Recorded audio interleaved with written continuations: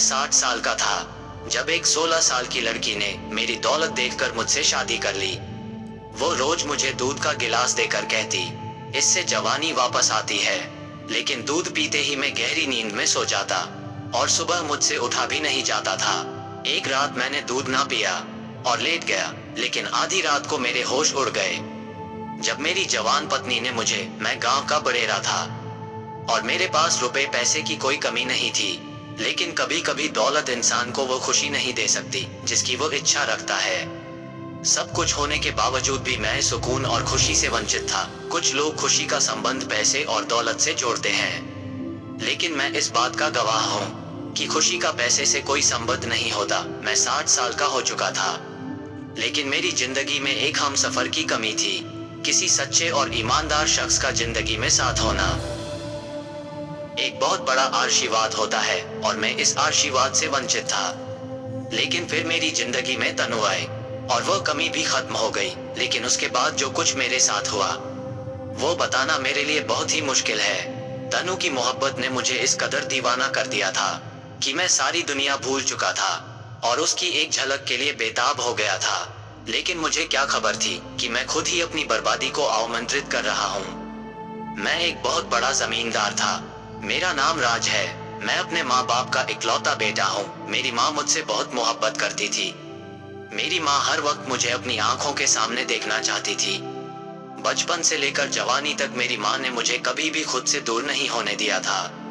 अपनी माँ की इसी मोहब्बत की वजह से मैं पढ़ाई से भी वंचित हो गया था, क्योंकि वो मुझे स्कूल तक भी नहीं भेजती थी। मेरे दोस्त मेरा मजाक उड़ाया करते थे कि मैं कैसे औरतों की तरह हर वक्त हवेली में बंद बैठा रहता हूँ। लेकिन मेरी लाख कोशिश के बावजूद भी माँ मुझे हवेली से ज्यादा देर बाहर न जाने देती। जब मैं शादी की उम्र को पहुंचा तो मेरी माँ ने मुझे शादी भी नहीं करने दी, क्योंकि उन्हें लगता था कि कहीं मैं माँ को छोड़कर पत्नी का गुलाम ना हो जाऊं। वो अपने और मेरे बीच किसी तीसरे को बर्दाश्त नहीं कर सकती थी। जैसे जैसे मैं जवानी की तरफ बढ़ता गया, मेरे अंदर जज्बात जन्म लेने लगे थे। मैं एक मर्द था और मेरी कुछ स्वाभाविक जरूरतें थी। मेरा दिल चाहता कि मेरी जिंदगी में भी कोई ऐसा साथी शामिल हो जाए जो मेरे बंजर दिल पर बारिश की बौछार की तरह बरस पड़े। कोई ऐसा हो जिससे मैं अपने दिल की हर बात कह सकूं। लेकिन मेरी माँ ने जिंदगी भर कभी किसी को मेरे करीब ही नहीं आने दिया था। मैं अपने जज्बात को अपनी माँ पर कुर्बान करता रहा और अपने अंदर उठने वाली सारी ख्वाहिशों का गला घटता रहा। रात भर मैं करते बदलता रहता और सारा दिन मेरे अंदर किसी चीज की प्यास सी भरी रहती। गांव में मौजूद मेरे सभी दोस्तों और खानदान के लड़कों की शादी हो चुकी थी, लेकिन मेरी शादी की कोई उम्मीद ही नजर नहीं आ रही थी। जब भी मेरी शादी का जिक्र होता, माँ के चेहरे का रंग बदल जाता और वह फौरन ही बात काट देती। वो इस बारे में कोई बात ही नहीं करना चाहती थी। गांव के लोग भी माँ से मिलने आते तो माँ से कहते कि इकलौते बेटे की शादी नहीं करेगी तो तेरी नस्ल खत्म हो जाएगी। लेकिन माँ तो किसी की बात पर भी ध्यान नहीं देती थी। दरअसल मैं माँ की शादी के 11 साल बाद पैदा हुआ था और माँ ने मेरे लिए बहुत ही इंतजार किया था। माँ ये सोचकर ही बेहाल हो जाती थी कि मेरी जिंदगी में अगर कोई लड़की शामिल हो गई तो मैं माँ को वक्त नहीं दे पाऊंगा, जबकि मेरी माँ का जीवन मुझ पर ही निर्भर था। मेरी पैदाइश के बाद तो वह बाबा को भी वक्त नहीं देती थी, बल्कि सारा वक्त मेरे साथ ही गुजराती। मुझे भी अपनी माँ से बहुत मोहब्बत थी, इसलिए मैंने अपने अरमानों को मिट्टी में दबा दिए और अपनी माँ की दिलो जान से सेवा करने लगा। जब मैं 48 साल के करीब पहुंचा तो मेरी माँ मुझे छोड़कर हमेशा के लिए चली गई और मुझे ऐसा लगा जैसे मेरी जिंदगी पूरी तरह वीरान हो गई है। माँ के अलावा ना मैं किसी से बात करता था और ना ही मेरी जिंदगी में कोई सहारा था। बाबा के स्वर्गवास को भी 7 साल बीत चुके थे। मैं अपनी जिंदगी को किसी बोझ की तरह घसीट रहा था। बाबा ने जो जमीन और जायदाद छोड़ी थी, उनकी देखभाल में ही बस अपना वक्त गुजर रहा था। बाबा की जमीनों को खरीदने और बेचने के सिलसिले में मेरा शहर जाना हुआ तो वहाँ मेरी मुलाकात पहली बार तनु से हुई, जिसे देखकर मैं पूरी तरह घायल हो गया। वो हमारे शहर वाले बंगले के चौकीदार की बेटी थी, जिसे देखते ही मैं सब कुछ भूल गया था। उसकी बड़ी बड़ी नीली आंखें और कमर तक लहराते बाल मेरा चैन चुरा कर ले गई थी। जैसे ही मेरी गाड़ी बंगले के सामने रुकी तो वो सामने से चलती हुई आ रही थी। उसकी खूबसूरती ने सारे मंजर को धुंधला कर दिया था। गाड़ी से उतरते ही मेरी नजरें उसके रेशमी वजूद से चिपक गई थी और मैं पलके झपकना ही भूल गया था। मेरे करीब आते ही उसने मुझसे कहा, नमस्ते साहब जी। उसकी आवाज की चाशनी ने मेरे कानों में रस घोल दिया और मैं बेखुद होकर उसे तकने लगा। वो तो नमस्ते करके चली गई, लेकिन मेरा सुकून भी अपने साथ ले गई। मैंने अपने ड्राइवर से पूछा कि यह कौन है, तो उसने बताया ये चौकीदार की बेटी है। मैं खोए खोए कदमों से बंगले में गया था, लेकिन दिमाग में उसकी तस्वीर छप गई थी। कुछ देर में यहाँ से वहाँ टहलता रहा, लेकिन तनु मेरे दिमाग से निकल ही नहीं पा रहा। मैं बंगले से निकलकर सर्वेंट क्वार्टर की तरफ बढ़ गया। वह सर्वेंट क्वार्टर के बाहर वाले हिस्से में बैठी कुछ गुनगुना रही थी। वो मुझे देखते ही खड़ी हो गई और पूछने लगी, साहब जी आपको किसी चीज की जरूरत है क्या? मैं उसे क्या बताता कि मुझे तो उसके दीदार की इच्छा है। मैं ध्यान से उसकी आंखों में झांकने लगा, जहाँ बहुत ही मासूमियत और शराफत थी। उसका उजला उजला चेहरा बहुत ही खूबसूरत था। मेरा ड्राइवर मुझे पहले ही उसका नाम बता चुका था, लेकिन मैं फिर भी बात करने के बहाने मैंने उससे उसका नाम पूछ लिया। वो मुस्कुराकर कहने लगी कि उसका नाम तनु है। बिल्कुल तुम्हारी तरह ही तुम्हारा नाम भी बहुत खूबसूरत है। मैंने फौरन ही तनु की तारीफ की थी, पर फिर उसके चेहरे पर लाली छा गई थी। मेरे आगे वो बहुत ही कम उम्र और मासूम सी बच्ची थी, लेकिन दिल जब किसी के लिए धड़कने लगे तो फिर वो उम्र का लिहाज भी नहीं करता। मैं 50 साल का हो रहा था और वो सिर्फ 18 साल की एक बच्ची थी, लेकिन मेरी नजर तो उसे किसी और तरह ही देख रही थी और मैं उसके अंदर अपना जीवन साथी ढूंढ रहा था। मैंने फैसला कर लिया था कि मैं तनु को अपनी जिंदगी में शामिल करके ही रहूंगा। मैं पहली ही नजर में उस पर अपना दिल हार बैठा था और मेरी दौलत में इतनी ताकत थी कि मैं उसे हासिल कर लेता। मैं तेजी से पलटकर बंगले के बाहर मौजूद चौकीदार के पास आया और उससे कहा कि वो कुछ देर में मेरे कमरे में चला आए। मेरी बात सुनकर चौकीदार परेशान हो गया था और मैं उसे हक्का बक्का छोड़कर वापस अपने कमरे में आ गया और तिजोरी खोलकर कुछ नोटों की गड्डियां निकालकर टेबल पर रख दी। कुछ ही देर में चौकीदार परेशान हाल में मेरे कमरे में आया तो मैंने नोटों की गड्डियां की तरफ इशारा करके कहा कि यह सब तुम रख लो। वो हैरत से मेरी तरफ देखने लगा तो मैंने उससे कहा कि बदले में मैं तुमसे रिश्ता करना चाहता हूँ। चौकीदार को मेरी बात का मतलब समझ नहीं आया था, इसलिए मैंने साफ शब्दों में कहा कि मैं तुम्हारी बेटी तनु को अपनी जिंदगी में शामिल करना चाहता हूँ। तुम्हारे पास उसे देने के लिए कुछ नहीं है, लेकिन मैं उसे गांव ले जाकर वहां उसे बहुत बड़ा स्थान दे सकता हूँ। मैं अपने गांव का एक बहुत बड़ा जमींदार हूँ और वह मेरी पत्नी बनकर गांव की औरत पर राज कर सकती है। चौकीदार ने बेचैनी से मेरी तरफ देखा था। मेरे बालों में चांदी उतर रही थी और मैं उसकी चांद जैसी बेटी को अपनी पत्नी बनाने की बात कर रहा था। चौकीदार ने मेरे आगे हाथ जोड़े और सोचने के लिए कुछ मोहलत मांगी। मैं जानता था कि मना करने का तो कोई सवाल ही पैदा नहीं होता, क्योंकि मैंने चौकीदार की आंखों में नोटों की चमक देख ली थी। रात तक चौकीदार की तरफ से हाँ में जवाब आ गया था और मैंने अगले ही दिन पंडित जी को बुलाकर तनु से शादी कर ली थी। वो दिन मेरी जिंदगी का सबसे खूबसूरत दिन था। तनु विदा होकर मेरे कमरे में आ बैठी थी और जब मैं अपने कमरे में गया तो उस खिलती हुई गुलाब की कली को देखकर मेरे शरीर में ताकत आ गई थी। इतने सालों से मैं अपने जज्बात को दफन करता आया था और अब मेरी जिंदगी में वो वक्त आ गया था जब मैं अपने जज्बात को पूरे कर सकता था। जैसे ही मैं तनु के करीब गया तो वो जोर जोर से रोने लगी। मुझे एहसास हुआ कि वो इस रिश्ते के लिए तैयार नहीं थी। मुझे उसकी आंखों में आंसू देखकर बहुत तकलीफ हो रही थी। मैंने उसे चुप कराने की कोशिश की तो उसने कहा कि वो इस रिश्ते को स्वीकार करने के लिए कुछ वक्त चाहती है। मैं तो पहले ही सालों से तड़पता हुआ आ रहा था, इसलिए तनु की खुशी के लिए मुझे कुछ दिन और तड़पना स्वीकार था। मैं इसके साथ कोई जोर जबरदस्ती नहीं करना चाहता था, इसीलिए मैंने इसे कुछ दिन के लिए वक्त दे दिया कि वो खुद ही इस रिश्ते को अपना ले। मैं तनु को अपने साथ लेकर गांव आया तो मेरी बड़ी सी हवेली और गांव देखकर उसकी आंखें खुली रह गई। मैंने उसे अपनी सारी जमीन भी दिखाई। तनु अपने साथ एक लकड़ी का संदूक लाई थी जिसे उसने सीने से लगा रखा था। ऐसा लगता था जैसे उस संदूक में उसका कोई बहुत ही खास खजाना है। उसने अपने संदूक को अलमारी के अंदर संभाल कर रख दिया था। शहर से गांव का सफर करके हम दोनों ही बहुत थक चुके थे। मुझे लग रहा था कि तनु आज की रात भी मेरे साथ नहीं होगी, लेकिन रात को मुझे एक हैरत का सामना करना पड़ा जब तनु खुद ही दुल्हन की तरह तैयार हुई और एक गिलास में हल्दी वाला दूध लेकर मेरे पास आई और कहने लगी, साहब जी आप ये दूध पी लीजिए, इससे आपके अंदर ताकत आ जाएगी और मुझे आपके साथ वक्त गुजार कर खुशी होगी।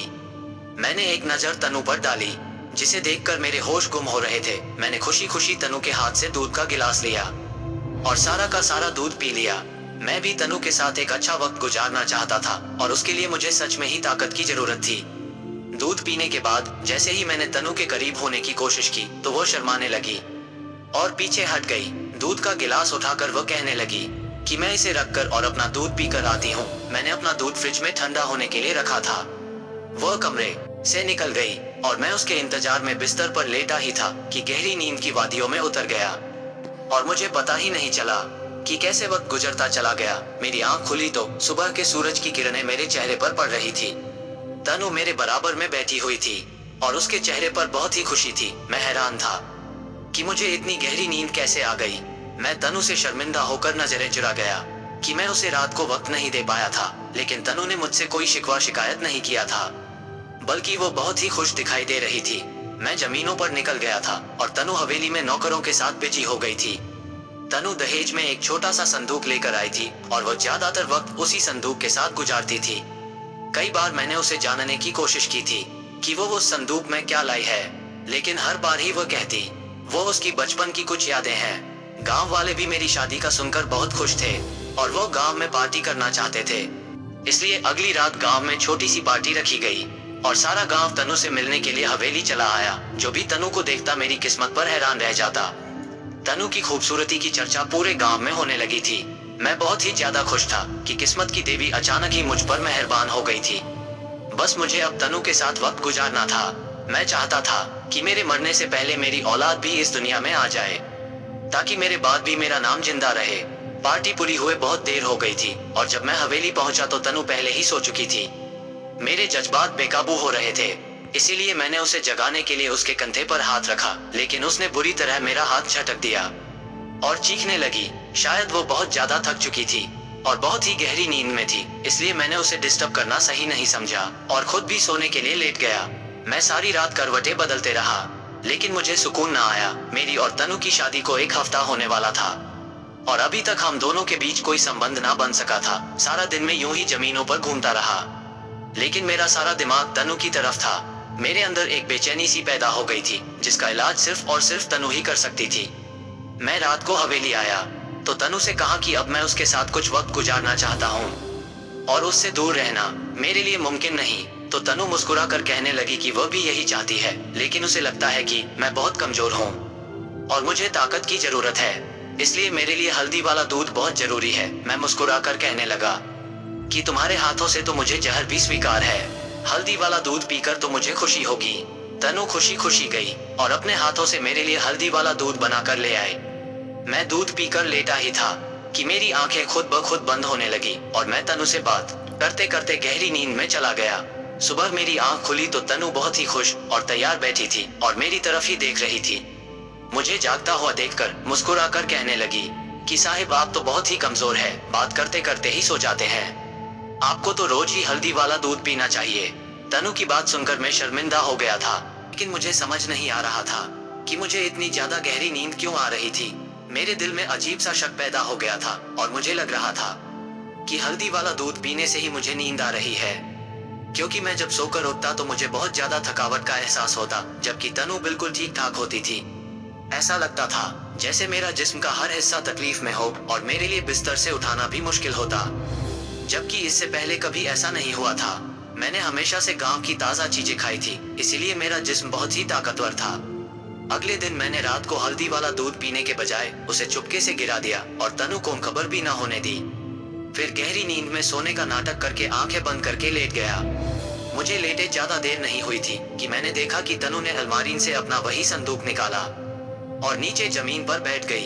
ये देखकर मेरे कदमों तले से जमीन निकल गई कि उसके संदूक में तो बहुत सारी किताबें भरी हुई थी, जिन्हें फैलाकर वो पढ़ाई करने में बिजी हो गई थी। साथ साथ ही वो अपने आप से बातें भी कर रही थी। वो गुस्से भरे अंदाज में कह रही थी कि जो कोई भी मेरे और मेरी पढ़ाई के बीच में आएगा मैं उसे खत्म कर दूंगी। मैं डॉक्टर बनना चाहती हूँ, हर हाल में डॉक्टर बनकर रहूंगी। मैं एक 60 साल के बूढ़े की पत्नी बनकर अपनी जिंदगी नहीं गुजार सकती हूँ।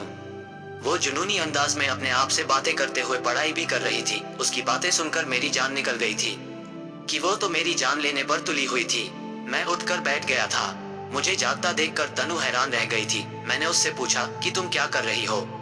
वो गुस्से में कहने लगी कि मैं तुम्हारी गुलाम नहीं हूँ, मुझे तुम पैसों से खरीद लाए हो, तो इसका यह मतलब नहीं कि तुम मुझ पर राज करोगे और जबरदस्ती मुझसे संबंध बनाओगे। तनु का लहजा बिल्कुल बदला हुआ सा था। ऐसा लग ही नहीं रहा था कि वो एक मासूम सी 18 साल की लड़की है। वो कह रही थी कि वो डॉक्टर बनना चाहती थी, लेकिन मैंने उसकी जिंदगी में आकर सब कुछ तबाह बर्बाद कर दिया। इसीलिए अब वो मेरी जान लेना चाहती है। उसे मेरी दौलत और मेरी मोहब्बत से कोई मतलब नहीं था। उसे अपने फ्यूचर को बेहतर बनाना था और पढ़ाई हासिल करके डॉक्टर बनना था। मुझे इस मासूम से हमदर्दी भी हो रही थी और अपने आप पर शर्म महसूस हो रही थी कि मैंने उसकी इच्छाओं और जज्बात की परवाह किए बगैर ही उसे पैसे के दम पर अपनी पत्नी बना लिया था। मैंने तनु से कहा कि अगर तुम डॉक्टर बनना चाहती थी तो ये बात तुम मुझे खुद भी बता सकती थी। मैं तुम्हारी पाई पर कभी भी रोक नहीं लगाता, लेकिन इस तरह मुझे मारकर तो तुम्हें जेल की सलाखों के पीछे जाना पड़ सकता है। मेरी बात सुनकर तनु खामोश हो गई थी। शायद उसने इस बारे में कुछ सोचा ही नहीं था। वो एक 18 साल की जज्बाती सी लड़की थी जिसने जज्बात में आकर कुछ गलत कदम उठा लिए थे। तनु को मैंने मोहब्बत से अपने पास बैठाया और उससे वादा किया कि मैं उसकी पढ़ाई पर कोई पाबंदी नहीं लगाऊंगा और ना ही उसके साथ जबरदस्ती कोई संबंध बनाने की कोशिश करूंगा, बल्कि मैं उसका पूरा साथ दूंगा और उसे डॉक्टर बनने में मदद करूंगा। मैं जानता था कि एक औरत का डॉक्टर बनना कितना जरूरी है, क्योंकि गांव में कोई लेडी डॉक्टर नहीं थी और इसी वजह से कई औरतें बीमारियों में शामिल होकर मौत की चौखट पर पहुंच रही थी।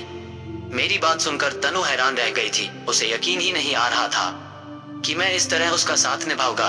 वो पूछ रही थी कि क्या मैं उसके साथ जबरदस्ती संबंध नहीं बनाऊंगा। मैंने मुस्कुरा जवाब दिया कि कभी भी नहीं, जब तक तुम खुद तैयार नहीं होगी।